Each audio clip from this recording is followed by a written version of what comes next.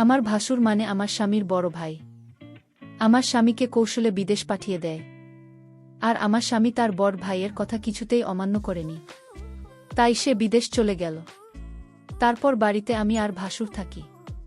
একদিন রাতে ভাসুর বলল, আমার পায়ে খুব ব্যথা করছে, আমায় একটু মেসেজ করে দেবে।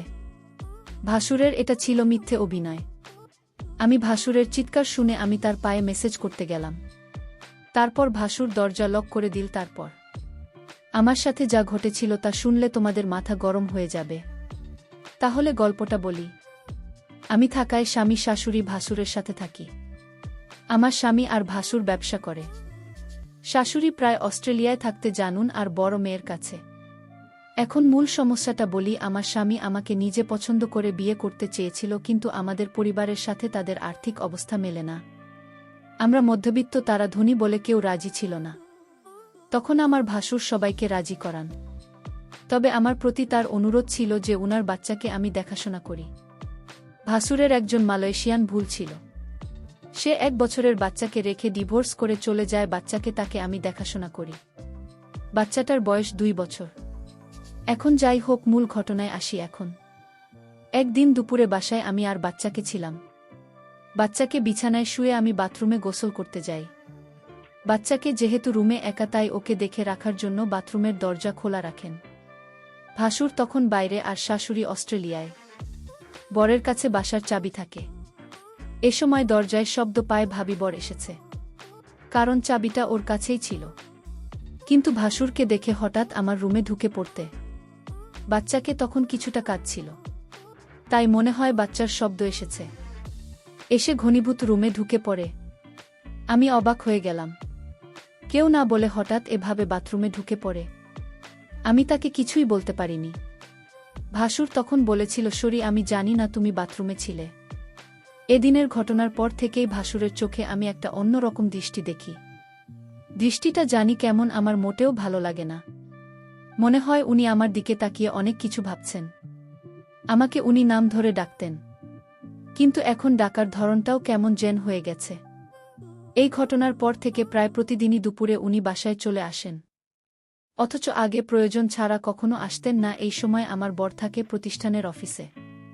অফিসে কাজ না থাকলেও বরকে কোনো একটা কাজে লাগিয়ে উনি বাসায় থাকেন। শুধু বাসায় থাকলে সমস্যা ছিল না, কিন্তু বাচ্চার কাছে থাকার অজুহাতে উনি আমার ঘরে পড়ে থাকেন আর অদ্ভুতভাবে তাকান। বাচ্চার জন্য আমিও বেশি দূরে সরতে পারি না। বাচ্চাটা কিছুক্ষণ পর পর আমাকে ডাকে। এ অবস্থা প্রায় 2-2.5 মাস ধরে চলছে। হঠাৎ আমার ভাসুর বলল, আমার স্বামীকে বিদেশ পাঠাবে, ভালো একটা বিষ আছে, তাই বেতনও অনেক ভালো, আর তাই আমার স্বামীও না করেনি। উনি মনে হয় আমার কাছে কিছু একটা চাচ্ছেন। না হলে আমার স্বামীকে বিদেশ পাঠানো কেন? তবে তার চাওয়াটা যে কি সেটা আমি বুঝতে পারছি না। আবার ভাবি আমার ধারণা ভুল, কারণ উনি খুবই ভালো একজন মানুষ, খুব খেয়াল রাখেন আমাদের। তাই দ্বিধাটা রয়ে গেছে। আমি কি করলে উনার সাথে সম্পর্কটা আবার আগের মতো হবে? তাছাড়া আমি ওনার মনে কি আছে সেটা কিভাবে বুঝতে পারব? আমার বরকে কি ঘটনা জানাবো নাকি অপেক্ষা করব আরও? আমি ভাবলাম না, বরকে এখন কিছু জানানোর দরকার নেই। আমি আরও কনফার্ম হয়ে তারপর জানানো উচিত আমি মনে করি। বাসুর আমার দিকে অন্যরকম দৃষ্টিতে চেয়ে থাকত। আমি মাঝে মাঝে বলে উঠতাম, আপনি এভাবে কি দেখেন আমার দিকে তাকিয়ে? তখন উনি বলতো, আসলে কি বলবো, আমি খুব কষ্টে আছি। আমার কষ্টটা যদি তোমার কাছে বলি তুমি হয়তো কি মনে করো তা আমি জানি না, তবে তুমি আমার বাচ্চাটাকে নিজের মনে করে লালন পালন করছো, এতে আমি অনেক খুশি। সত্যিকার অর্থে তুমি একজন ভালো ঘরের মেয়ে, কারণ এখনকার যুগের মেয়েরা তার নিজের সন্তানের প্রতি এতটা কেয়ার করে না যতটা তুমি আমার বাচ্চাটাকে করছো। আমি তোমার এই ঋণ কোনোদিন শোধ করতে পারবো না। আমার বাচ্চাটা মায়ের অভাব তা তুমি পূরণ করছো, এর চেয়ে বেশি কি হতে পারে? আসলে বিদেশি মেয়েরা তার সন্তানের প্রতি ভালোবাসা কম থাকে, তবে সবাই সমান না। বাঙালি নারীরা তার সন্তানের দিকে তাকিয়ে সারাটা জীবন কাটিয়ে দিতে পারে। বাঙালি নারীর কোনো তুলনা হয় না। তবে আমার ছোট ভাইয়ের বুক করে তোমাকে আনতে পেরে আমি নিজেকে ধন্য মনে করছি। আমার ভাসুর আমার এসব প্রশংসা করছিল। আমি তার প্রশংসা শুনে অনেকটা থমকে গেলাম। বাবারে, এত প্রশংসা! যাই হোক, ভাসুরকে একদিন দেখলাম খাওয়া দাওয়া ছেড়ে মনমরা হয়ে ঘরে শুয়ে আছে। এই বাড়িতে ভাসুরকে আমি দেখাশোনা ছাড়া আর কেউ নাই। দেখলাম ভাসুর আজ সারাদিন কিছু খায়নি। আমি ভাসুরকে বললাম, আপনার কি শরীর খারাপ? ভাসুর বলল, আমার মাথায় প্রচণ্ড ব্যথা করছে, সকাল থেকে কি করব বুঝতেছি না। আমি ভাসুরকে বললাম, আমি কি মাথায় একটু মেসেজ করে দিব? মেসেজ করে দিলে হয়তো ব্যথাটা কিছুটা কমে যাবে। ভাসুর আমার মেসেজের কথা শুনে অনেকটা খুশি হল। সে চেয়েছিল তার মাথায় মেসেজ করে দিই। আমি ভাসুরের মাথায় মেসেজ করছিলাম, এমন সময় সে বলল, দেখো, তুমি মেসেজ শুরু করতেই আমার ব্যথাটা অনেকটা কমে গেছে। তোমার হাতে কি জাদু আছে নাকি? আমি তার কথা শুনে কিছুটা অবাক হলাম। আমি বললাম, মেসেজ করে দিলে এমনই ব্যথা কমে যায়? এখানে হাতের জাদু বলতে কিছু নেই। মেসেজ করলে ব্যথা কমে যাবে, এটাই স্বাভাবিক। ঠিক আছে, তোমাকে অনেক ধন্যবাদ মেসেজ করে দেওয়ার জন্য। আমার মাথাব্যথা কমে গেছে। কিন্তু ভাসুরের মাথাব্যথা ছিল না। মাথা ব্যথার অভিনয় করেছিল আমার সাথে।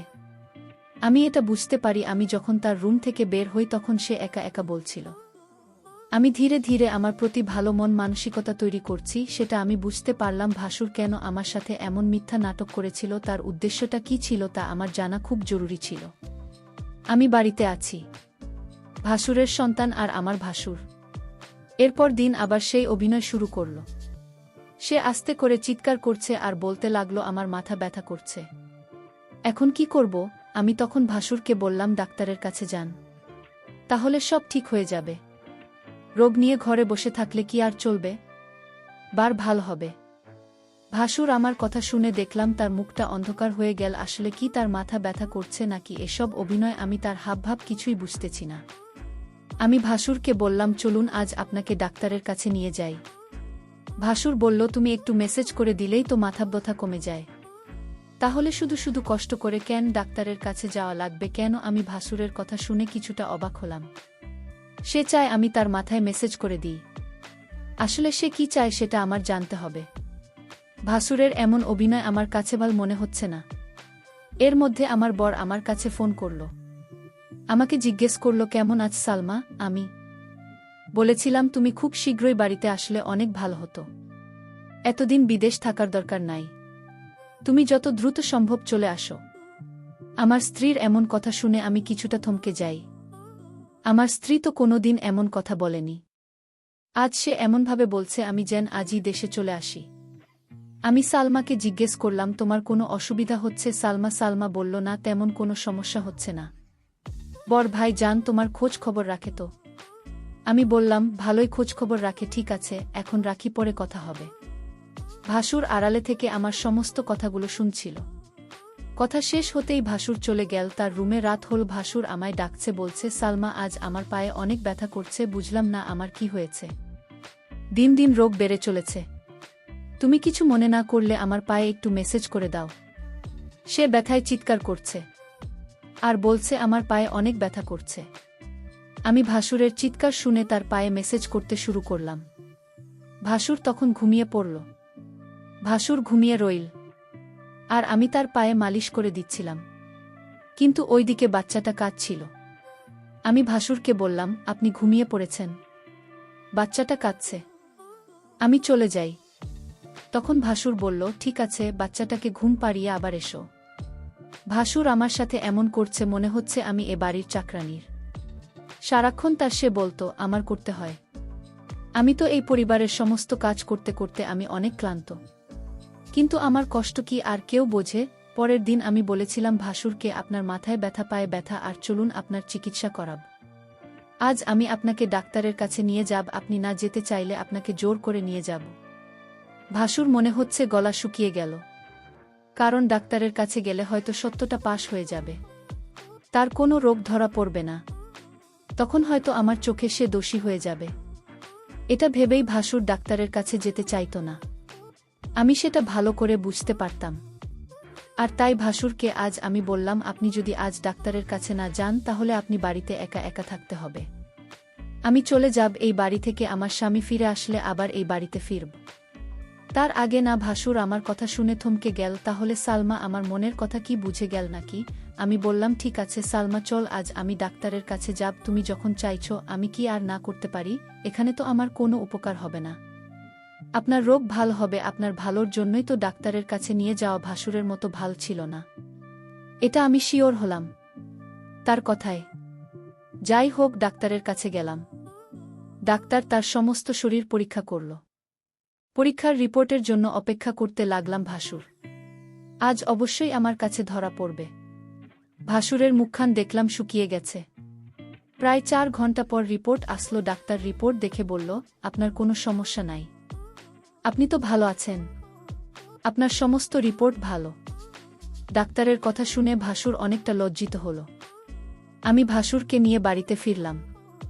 আমি ভাসুরকে জিজ্ঞেস করলাম, আপনার কোনো রোগ নেই, আপনি রোগের ভান করে কেন আমাকে কষ্ট দিলেন? আপনার উদ্দেশ্যটা কি বলবেন?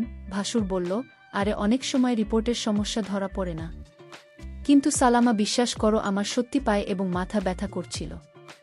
পরের দিন রাতে ভাসুর আবার চিৎকার শুরু করল, বলতে লাগল, ব্যথায় মরে গেলাম, আমার খুব পায়ে ব্যথা করছে। শুনছো সালমা, তুমি আমার পায়ে একটু মেসেজ করে দাও। আমি তার চিৎকার শুনে কি আর করবা, মেসেজ করতে গেলাম, তার পায়ে মেসেজ করে দিলাম। ভাসুর তখন ঘুমের ভান করে শুয়েছিল। সালমা তার পায়ে ম্যাসাজ করে দিচ্ছিল। ভাসুর বলল, ঠিক আছে, আমার ব্যথা একদম নিরাময় হয়ে গেছে, এখন তুমি যাও, ঘরে গিয়ে ঘুমিয়ে পড়। কিন্তু সালমা দেখিয়ে আমার কথা কিছু শুনেছেন না। সে আমার পায়ে ধরে ঘুমিয়ে গেছে। মনে হচ্ছে সে অনেক ক্লান্ত হয়ে গেছে। আমি বিছানা থেকে উঠে বললাম, তুমি এখানে কিভাবে এলে, আর আমার রুমে কেন? এখানে তুমি কি করছো? ভাসুরের এসব কথা শুনে আমার মনে হলো, বাহ, আপনি তো ভালোই বলছেন। ভাসুর বলল, যাও তোমার রুমে গিয়ে ঘুমাও। ভাসুরের আজকে বিষয়টা আমি কিছুই বুঝতে পারছিলাম না। রাত শেষে সকাল যখন এল, একজন লোক ডাকতে লাগল, সালমা ম্যাডাম বাড়িতে আছেন? আমি বললাম, আমি সালমা, বলুন কি বলবেন। লোকটি আমার হাতে একটি কাগজ দিয়ে বলল, এটা আপনার স্বামী বাড়ি থেকে পাঠিয়েছে। আমি কান খুলে যা দেখলাম তা দেখে আমার মনে হচ্ছিল আকাশ বুঝি আমার মাথায় ভেঙে পড়ল। এটা ছিল ডিভোর্স লেটার। আমার স্বামী আমাকে বিদেশ থেকে ডিভোর্স দিয়ে দিয়েছে। আমার তো কোনো অপরাধ ছিল না, তাহলে কেন সে আমাকে ডিভোর্স দিল? আমি তো কিছুই বুঝতেছি না। আমি অনেকটা ভেঙে পড়তে লাগলাম, আমার মাথায় কোনো কাজ করছিল না, আমি এটা মেনে নিতে পারছি না। কোনো কারণ ছাড়াই আমাকে ডিভোর্স দিল আমার স্বামী, এটা আমি কিভাবে মেনে নেব? কিন্তু হঠাৎ আমার মধ্যে আমার স্বামী একটা ভিডিও সেন্ড করে পাঠাল। ভিডিওটা দেখে আমার মাথা ঘুরে গেল। ভিডিওটা তো আমি যখন ভাসুরের পায়ে ব্যথা ছিল তখন মেসেজ করেছিলাম, সেই ভিডিও। আমি ভিডিওটা দেখে চমকে গেলাম। আমি ভাসুরের উপকার করলাম, আর ভাসুর কিনা আমার স্বামীকে ভুল ধারণা দিল, কেন সে এটা করল? আমি ভাসুরের রুমে গিয়ে ভাসুরকে বললাম, আপনি কি মানুষ না অন্য কিছু? আপনি কিসের জন্য আমার সংসারটা ভেঙে দিলেন একটা মিথ্যা নাটক করে? আমার মতো সহজ সরল ছিল, আমি কিছুটা বুঝতে পারছিলাম, কিন্তু আমি তো আপনাকে বলিনি, কারণ আমি আপনাকে সম্মান করি তাই, আর আপনি সম্মানের এই প্রতিদান দিলেন। ভাসুর তখন 10 লক করে দিল। আমি বললাম, দরজা লক করলেন কেন? সে বলল, একটু পরে সবাই বুঝতে পারবে। ভাসুর তখন আমার পায়ে এসে পড়ল আর বলল, তুমি আমায় ক্ষমা করে দাও, আমি যা করেছি আমার সন্তানের জন্য করেছি। আমি চেয়েছি তুমি আমার সন্তানের জননী হও। আমার সন্তানকে তুমি যেভাবে লালন পালন করেছ এতে আমি অনেক খুশি। আমি চাই তুমি আমার হয়ে সারা জীবন থাকো। আর তাই তো আমি এটা করেছি, নিজের সন্তানের জন্য সকল বাবা মা সব কিছু করতে পারে। আমাকে তুমি ক্ষমা করে দিও।